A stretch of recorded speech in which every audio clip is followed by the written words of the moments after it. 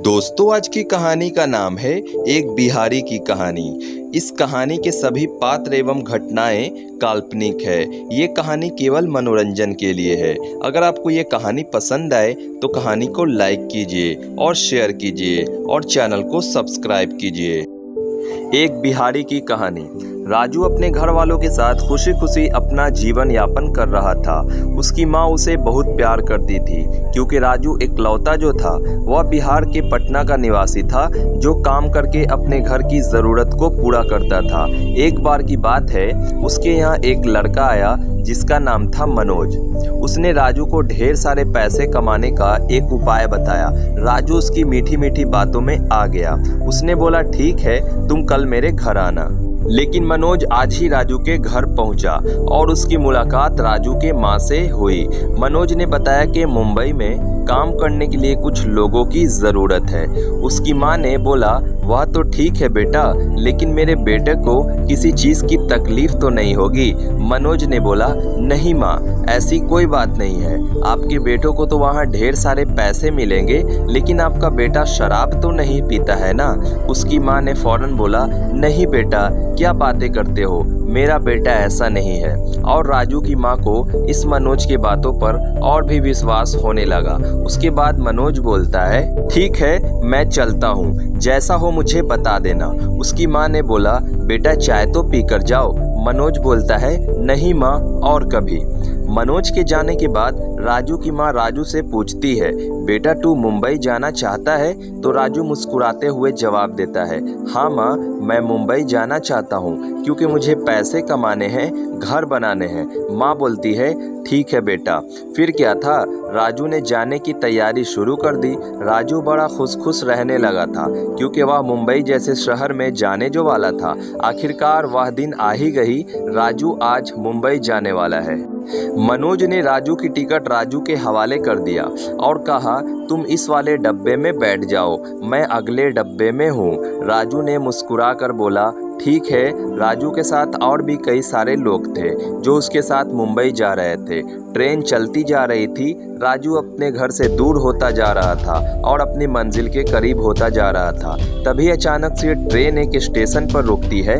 मनोज पानी लेने के लिए डब्बे से नीचे आता है। तभी अचानक से टीटी मनोज से टिकट की मांग करता है। मनोज अपने पॉकेट में हाथ डालता है लेकिन उसे टिकट नहीं मिलती है। मनोज बहाने लगाने लगता है लेकिन टीटी बार बार यही कहता है, टिकट दिखाओ। मनोज के काफ़ी ढूंढने के बाद भी टिकट नहीं मिली। शायद मनोज झूठ बोल रहा था, लेकिन राजू इस बात से अनजान था। टीटी ने मनोज पर 440 रुपए का जुर्माना कसा, लेकिन उसके पास टीटी को देने के लिए पैसे भी ना थे। राजू सारा नज़ारा खिड़की से देख रहा था। तभी वह बाहर आता है और उसके बाद पैसे निकाल कर देता है। उस वक्त मनोज उसे कहता है, मैं तुम्हारा एहसान कभी नहीं भूलूंगा, मुंबई पहुंचते ही मैं सारे पैसे वापस कर दूंगा। राजू इसकी बातें सुनकर बोलता है, ठीक है मनोज भाई, कोई दिक्कत नहीं है। मनोज मुंबई पहुंच चुका है। साथ ही साथ राजू और उसके साथी जो डब्बे में सवार थे, सारे लोग मुंबई पहुंच चुके थे और स्टेशन से अपने घर भी आ चुके थे। राजू मुंबई का नज़ारा देखकर काफ़ी खुश हुआ और वहां का बड़ा पाव भी खाया। उसने बड़े पाव की बहुत तारीफ की।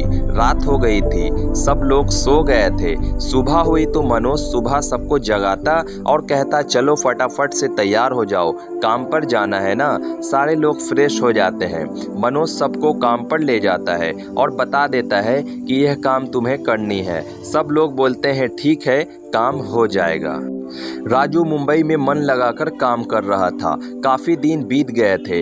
मनोज ने अभी तक राजू को उसकी मजदूरी नहीं दी थी। जब राजू मनोज से मजदूरी की मांग करता तो मनोज कहता, अरे भाई दे दूंगा ना, और झूठी तसल्ली देता कि मैंने कुछ पैसे तुम्हारे माँ के पास भेज दिए हैं। लेकिन उस वक्त राजू इतना गरीब था कि उसके पास मोबाइल भी नहीं था जो वह अपनी माँ से बातें कर सके। राजू बहुत मेहनती लड़का था। मनोज उसे बार बार झूठी तसल्ली देता कि पैसे मिल जाएंगे, तुम मन लगाकर काम करो। राजू के उसके बातों पर विश्वास ना था, लेकिन बेबस राजू करता भी क्या।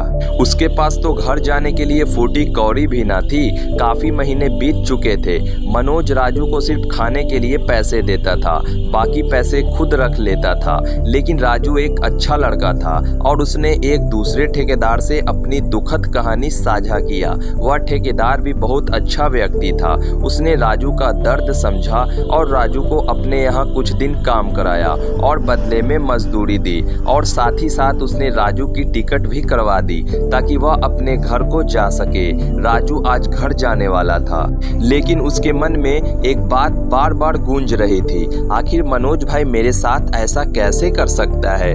उसके आंखों में निराशा थी। वह बिना पैसे कमाए अपने घर को जा रहा था। उसने सोचा था कि जाऊंगा तो अपनी माँ के लिए बढ़िया सी साड़ी लेकर जाऊंगा और अपनी बहन के लिए गुड़िया लेकर जाऊंगा, लेकिन उसका देखा हुआ सपना शायद भगवान को भी मंजूर नहीं था।